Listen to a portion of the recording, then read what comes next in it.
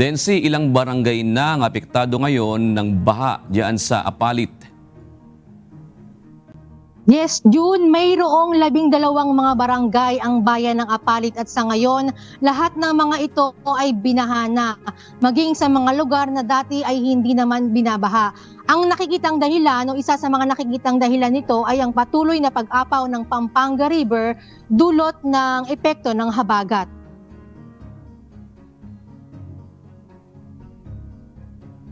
Ayon sa lokal na pamahalaan, dati ay nasa 6 na barangay lang ang binabantayan tuwing malakas ang ulan o yung nasa downtown area. Pero ngayon wala ng barangay ang hindi lubog sa tubig dahil maging ang mataas na barangay ng Kalantipi at Baluco ay lubog na din.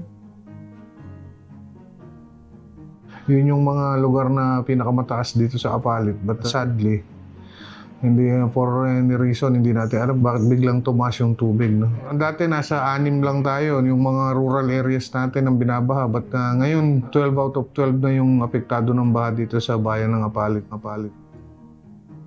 Ayon sa LGU, banta pa rin sa ngayon ang patuloy na pagtaas ng tubig sa Pampanga River. Samantala, nasa critical level pa rin ang ilang bahagi ng ilog sa Arayat at Candaba Swamp. At dahil ang Apalit ay isang catch basin, inaasahang posibleng muling tumaas ang tubig dito sa susunod na mga araw. Samantala, patuloy naman ang paglikas ng ilang mga residente sa ilang evacuation center ayon sa Local Disaster Risk Reduction and Management Office. Medyo madami na ang mga evacuees kaya bagaman may supply sa relief goods ay hindi na ito masasapatan.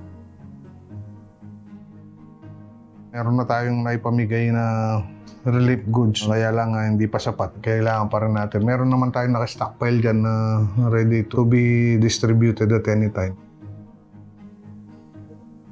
Gayunman, tiniyak ng lokal na pamahalaan na kung tatagal ang ulan at baha, ay nakahanda silang umaksyon at magsagawa ng forced evacuation, lalo na sa araw o sa mga ayaw pang lumikas sa mga lugar na delikado. June, panawagan ng mga otoridad sa mga residente na unahin ang kaligtasan at huwag nang magmatigas pa sa mga paglikas lalo na kung ang lugar ay delikado.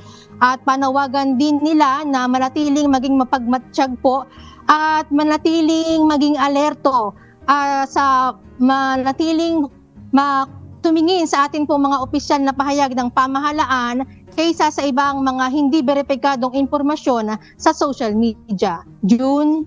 Maraming salamat, Densi Andres.